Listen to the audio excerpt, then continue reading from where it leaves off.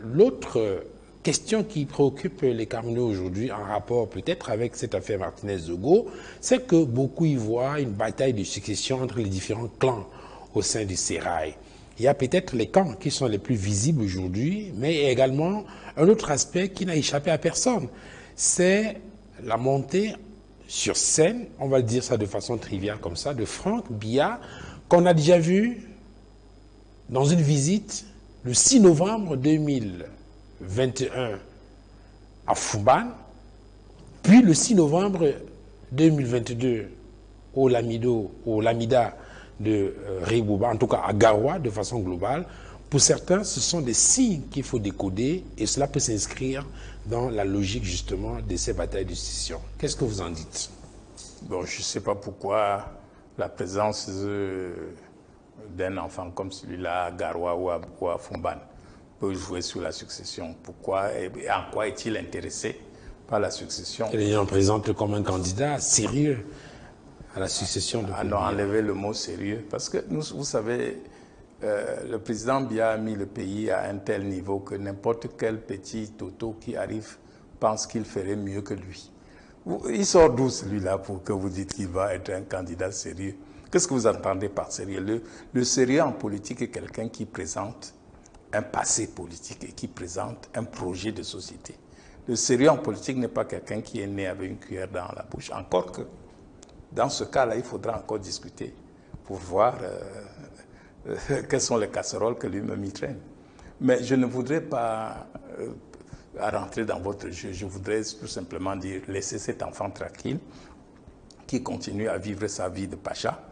Il a eu la chance de naître fils du président d'un pays dont les biens sont la propriété personnelle du groupe. Moi, je dis la succession ne se fera pas demain comme vous pensez. Quel est le scénario que vous pensez qu'on mettrait en place pour faire de lui le président de la République? Déjà, sur le plan constitutionnel, si on ne change pas, peut-être que vous pensez qu'on va le nommer président du Sénat pour que demain... Ou peut-être vice-président, modifier la Constitution et donner un poste de vice-président. Il faut déjà que la Constitution soit modifiée. Et comme c'est eux qui peuvent modifier, qui commencent par modifier, en ce moment, moi je ne suis pas là pour inventer les problèmes et trouver des solutions. Ça c'est un problème inexistant pour nous au MRC. Et nous sommes prêts à affronter n'importe qui, qu'il soit le fils du président ou n'importe qui, pourvu que ça soit dans les règles et que chacun ne reçoive que ce qu'il mérite. Vous pensez vraiment, vous? Ce n'est pas parce que le Cameroun accepte tout. Les Camerounais acceptent tout. On augmente le pétrole, dit je veux faire comment? On tue les gens, je veux faire comment? On fait... Non! Que vous pensez que c'est quand vous acculez trop l'esclave qu'à un moment, il vous montre qu'il a un couteau caché et vous le plante dans le cœur. Donc, pour demain, personne demain ne viendra être un second Biya. Enlevez-vous ça de la tête. Je demande aujourd'hui qu'on accorde à Biya tout le respect qu'on peut accorder à quelqu'un de son âge. Moi, je ne lui en tiens pas à rigueur. Je demande seulement qu'il ait la clarté, un éclair d'esprit pour essayer de réparer un peu le tort qu'il a causé à ce pays en se disant si demain, ça sera mieux. Maintenant, on dit à l'Ouest que c'est quand on enterre un célibataire qu'on découvre dans sa poche le plan de sa concession avec les cases des femmes, la grande... Mais chacun de nous est libre d'être ambitieux. Chacun de nous est libre, quand il tient un fusil en main, de croire qu'il est très fort. Mais on a vu des cas où des militaires lancent leur fusil à terre pour fuir les gens aux mains nues.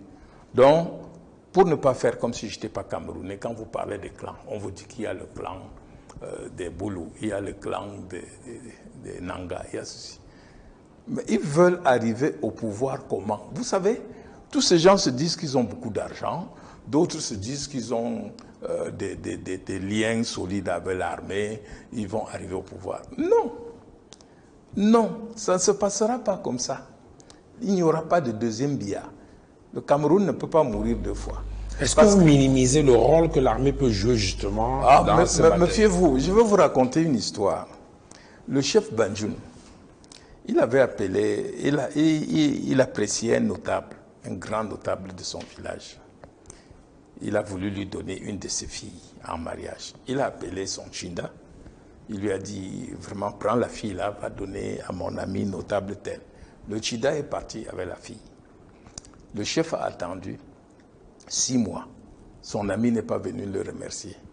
Il a envoyé le chercher. Il est venu à la chefferie. Il dit que, mais, je t'ai donné une femme. Tu ne viens même pas me dire merci. Il dit, quelle femme? Je n'ai pas vu de femme, mon chef. Il dit, comment? Appelez-moi Tabouetel. On appelle le serviteur. Il vient. Le chef dit, mais, je t'avais donné une femme pour aller donner à ce monsieur. Qu'est-ce qui est arrivé? Il dit, mon chef, est-ce que j'étais malade? Est-ce que moi-même j'étais malade? Ça veut dire que la femme que tu as donnée là, je l'ai gardée.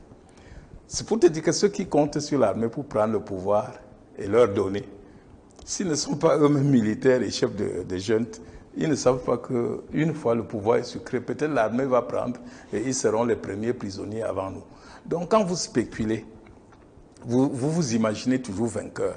Il faut toujours vous mettre dans la situation où ça ne peut pas être comme vous pensez. Vous savez ce que les grands militaires nous disent.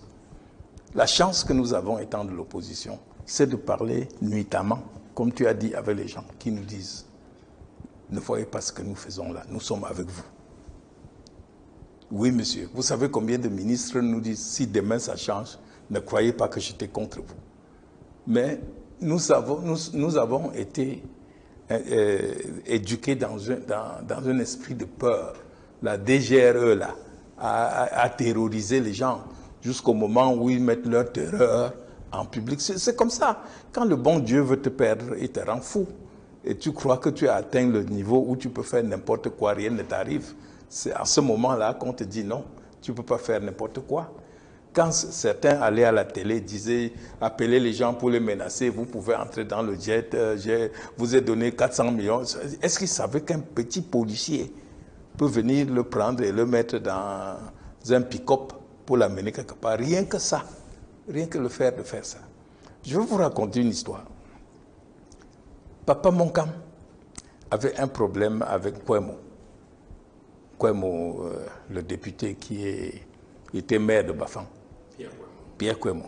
Pierre Kwemo ne voulait pas quitter son bâtiment, là où il a construit l'hôtel à Yaoundé.